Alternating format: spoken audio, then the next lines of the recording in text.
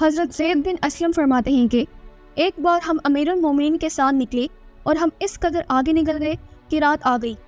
جب ہم مرار کے مقام پر پہنچے تو وہاں ہمیں دور سے آگ چلتی ہوئی نظر آئی۔ اس پر عمر فاروق نے مجھے مخاطب کر کے فرمایا، اسلم دیکھنا کچھ مسافر رات گزارنے اور سردی سے بچنے کے لیے رک گئے ہیں، چلو ذرا ان کی خبر لیتے ہیں۔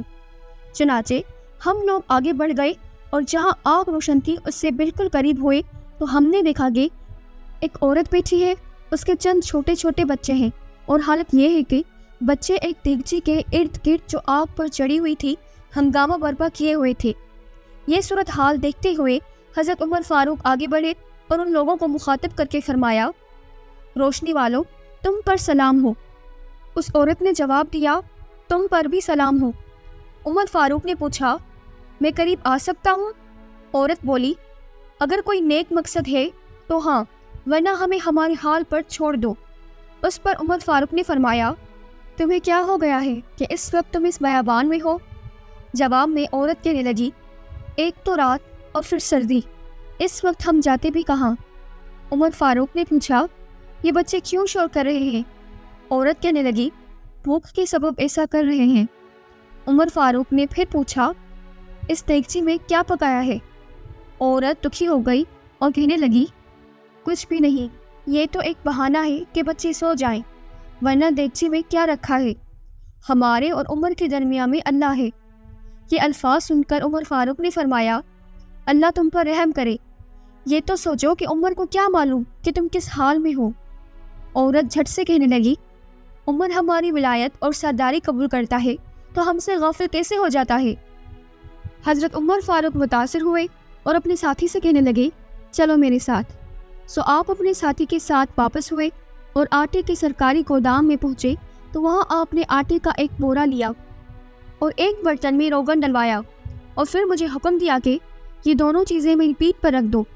جب ساتھی نے ایسا کرنے سے منع کیا اور وہ سامان اپنی پیٹھ پہ رکھا تو حضرت عمر فاروق نے فرمایا، کیا تو قیامت کے روز بھی میرا بوجھ اٹھائے گا؟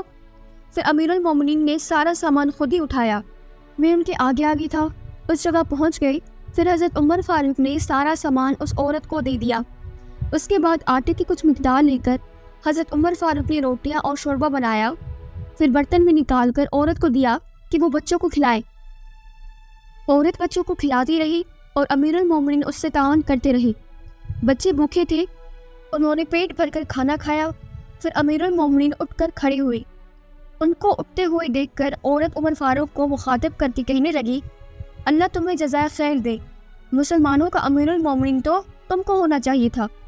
اس عورت کے ان الفاظ کے جواب میں آپ نے فرمایا، آپ امیر المومنین کے پاس جانا اور ان کے پاس پہنچ کر میرے حق میں کلمہ خیر کہنا، انشاءاللہ میں بھی وہاں موجود ہوگا۔ علامہ جلال الدین لکھتے ہیں کہ حضرت عمر فاروق سال کے 6 مہینے روزے سے رہتے تھے۔ جب ان کے دور میں قحط پڑا اور بدحالی کے دن آئے تو اس دور میں عمر فاروق زیتون کے تیل سے کھانا کھا لیا کرتے تھے۔ یہ کیفیت کچھ دن رہی، حتیٰ کہ کچھ بکریاں مسلمانوں میں ذبح کی گئیں۔ اس موقع پر عمر فاروق کے لیے خاص طور پر کلیجی لائی گئی، مگر آپ نے کھانے سے انکار کر دیا اور فرمایا، میں بہت برا حکمران ثابت ہوں گا اگر میں خوش ذائقہ چیزیں خود کھاؤں اور قوم کے لوگ ان سے محروم رہیں۔ چنانچہ ان کے لیے وہ نان اور روغن زیتون فراہم کیا گیا جو وہ پہلے کھایا کرتے تھے۔ انہوں نے اپنے ہاتھوں سے روٹیاں توڑ کر زیتون کے تیل میں ڈالی، اور جب ملیدہ تیار ہو گیا اور کھانے کا وقت آیا تو آپ کے ہاتھ رک گئے اور وہاں جمع ہونے والے لوگوں کو مخاطب کر کے فرمایا، میں 3 دن سے اپنے بال بچوں میں نہیں گیا، شاید ان کے پاس کھانے پینے کے لیے کچھ نہ ہو، یہ انہیں پہنچا دو۔ چنانچہ جو روٹیاں توڑ کر آپ نے زیتون کے تیل میں ڈبوئی ہوئی تھی وہ ساری کی ساری آپ نے اپنے اہل خانہ کو بھجوا دی اور خود کچھ نہ کھایا۔ عمر فاروق ایک عظیم حکمران تھے، ان سے محبت کرنا بھی ہمارے ایمان کا حصہ ہے۔ اللہ سے دعا ہے کہ ہمیں عمر جیسا حکمران عطا کرے، آمین۔